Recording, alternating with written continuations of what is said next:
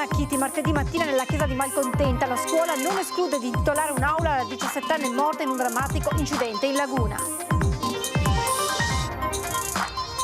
Pioggia di cancellazioni e ritardi sulle linee ferroviarie del Veneto per lo sciopero nazionale indetto da USB e SGB, con adesioni che hanno raggiunto anche il 70%, forti disagi a Venezia.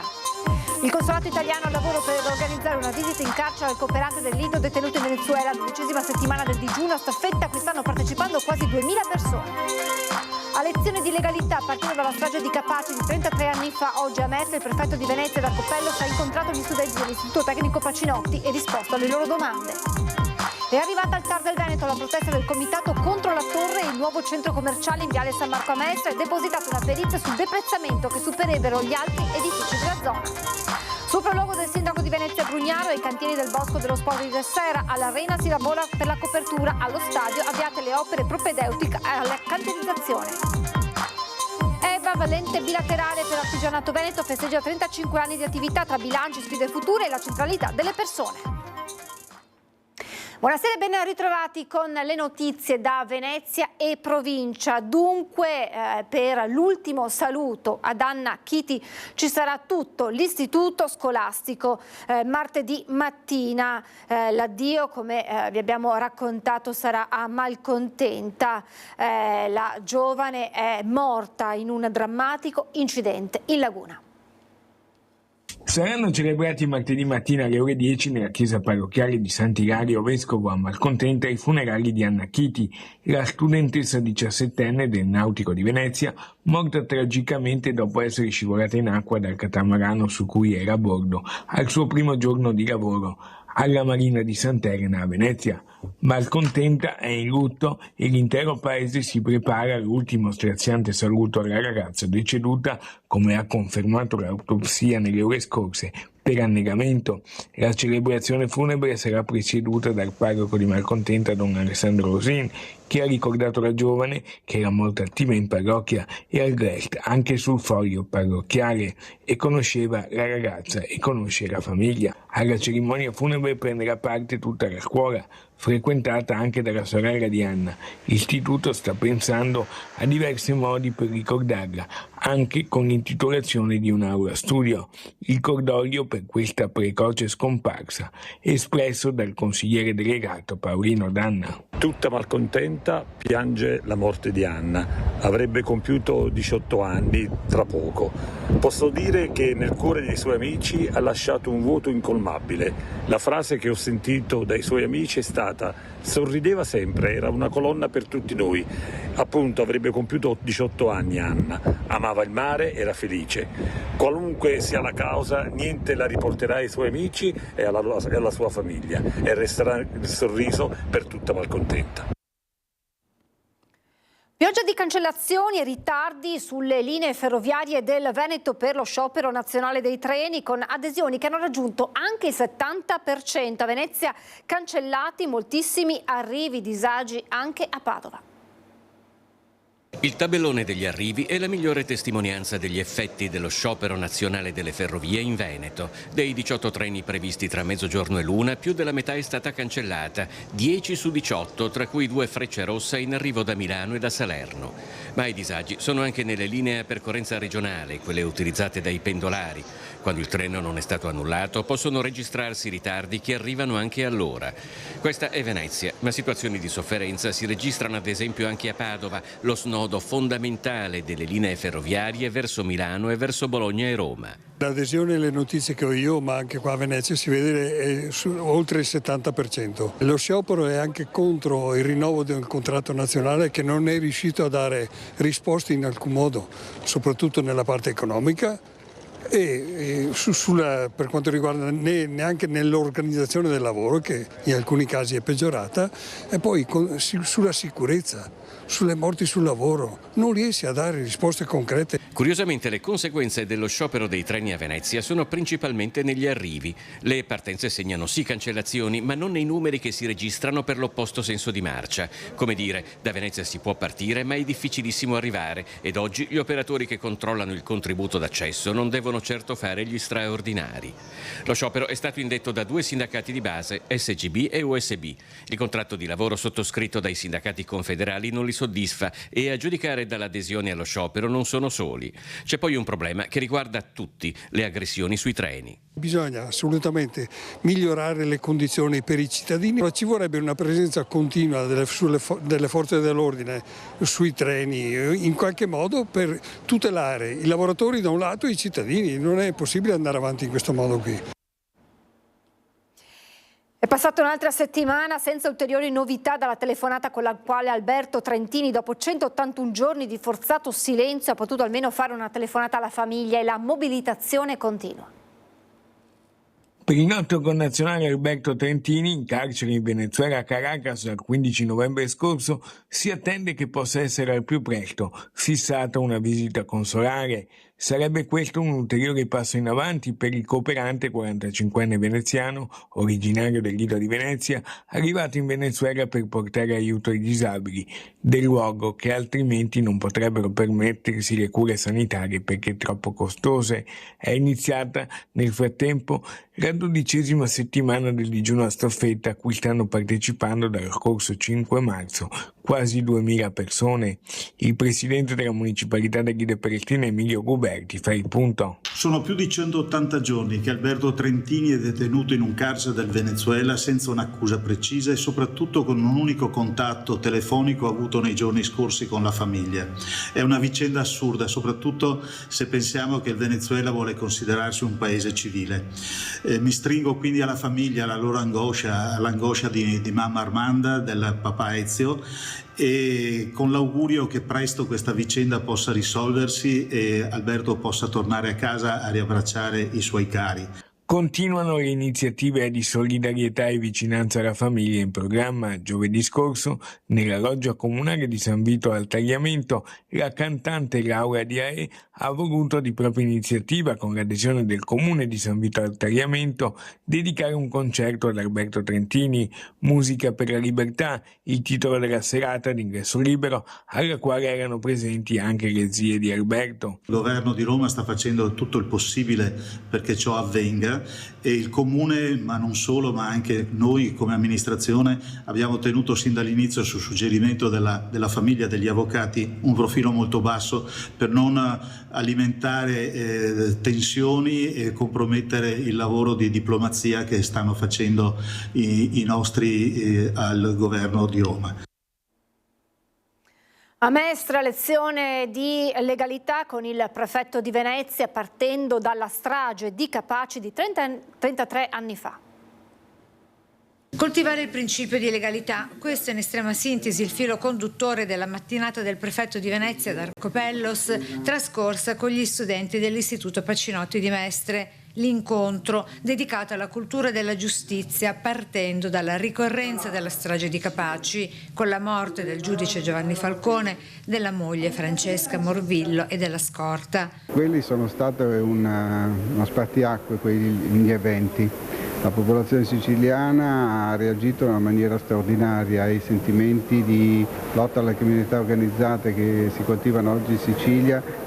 Ci fanno ben sperare sul futuro, cioè ormai la mafia non ha più quello spazio che aveva un tempo e quel riconoscimento anche in qualche modo sociale. Oggi la mafia viene combattuta a tutti i livelli, a livello diciamo anche delle forze di polizia, certamente, della magistratura che svolge un ruolo straordinario, ma soprattutto della società civile. Gli uomini passano, le idee restano. Tra le celebri frasi di Falcone, idee che certamente continueranno a camminare sulle gambe di altri uomini e donne. Tra queste anche quelle degli studenti e studentesse letteralmente rapiti dalle parole sulla legalità del prefetto Darco Pellos. Io credo che soprattutto il presidio della legalità venga fatta nella scuola. Credo che la scuola sia la cosa migliore che questa Repubblica dà ai suoi cittadini, debba essere valorizzata al meglio, e per combattere le baby gang, insomma, se io dovessi dare una ricetta è scuole bellissime e aperte sempre. Nell'interazione con i ragazzi del Pacinotti tanti temi affrontati, 2 su tutti: il femminicidio di Giulia Cecchettin, con la domanda specifica di una studentessa in merito al mancato riconoscimento ad oggi dell'aggravante di crudeltà, e l'appello sempre del prefetto a non cadere nelle trappole delle dipendenze di ogni genere, lasciando la parola e il palco a questo impavido studente. Ragazzi, una cosa che devo dire: Rispettate le regole.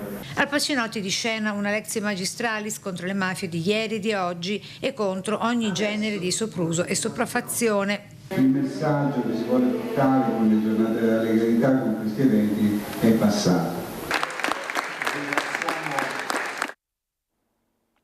Non solo eroi è il podcast degli studenti di Mestre dedicato al giudice Giovanni Falcone e ai protagonisti della lotta alle mafie. Mi chiamo Giovanni Falcone. Sono nato a Palermo, in una casa modesta, dove le parole avevano peso e il silenzio era rispetto. Mi chiamo Francesca Morvillo. Sono nata a Palermo, in una casa dove i libri avevano un posto importante. Non solo eroi, il nome del podcast è realizzato dagli studenti che dà voce in forma poetica e narrativa ai protagonisti della lotta alla mafia, raccontati in prima persona. Non ho mai voluto essere la sorella di o la moglie di.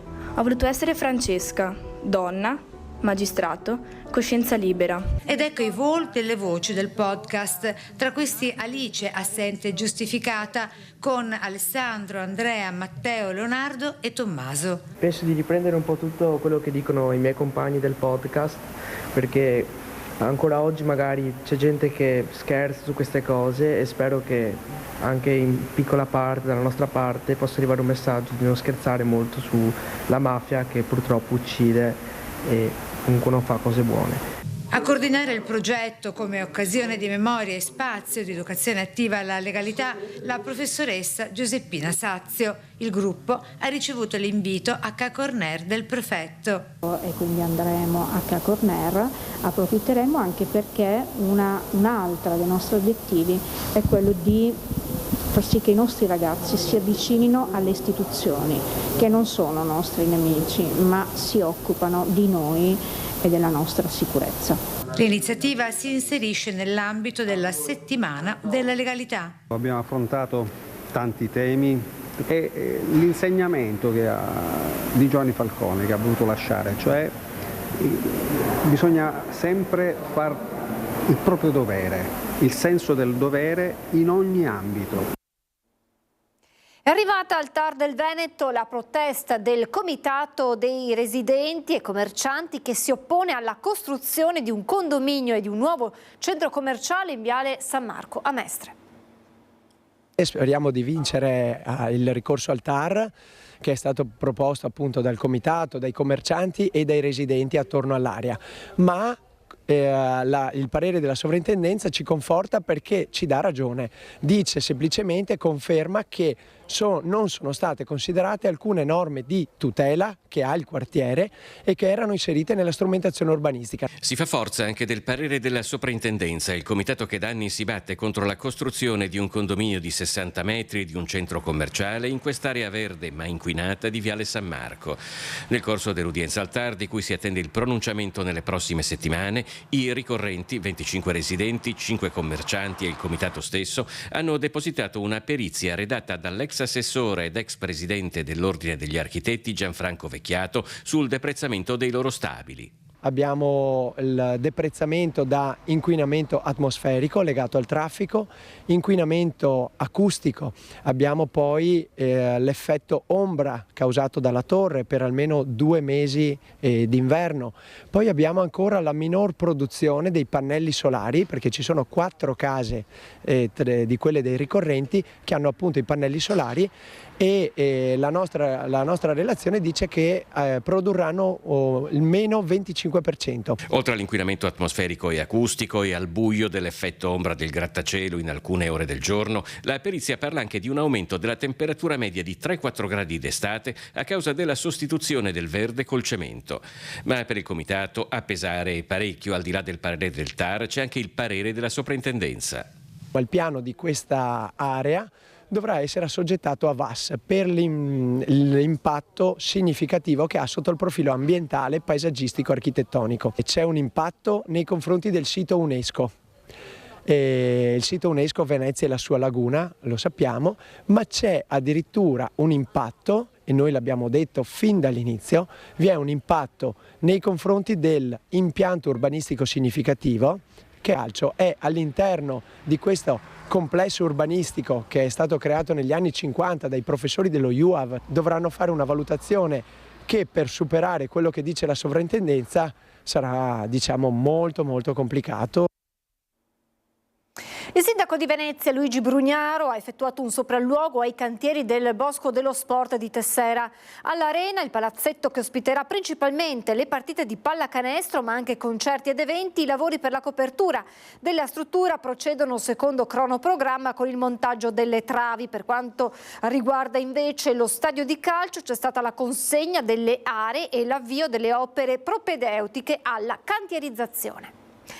EBA, valente bilaterale per l'artigianato. Veneto festeggia 35 anni di attività tra bilanci, sfide future e la centralità delle persone. La ricorrenza a Venezia, a San Giovanni Evangelista. 35 anni della nostra nascita come ente bilaterale veneto, numeri importanti, numeri che danno anche la sensazione di cosa abbiamo fatto nel nostro Veneto. In 35 anni erogati 413 milioni da aziende e lavoratori artigiani. Abbiamo 34.000 imprese iscritti e 160.000 dipendenti. Realtà importante questa di EBA, i cui risultati pongono le basi per le sfide future tra innovazione tecnologica, sostenibilità ambientale e il rilancio dell'immagine tra le nuove generazioni, continuando a creare l'idea di comunità.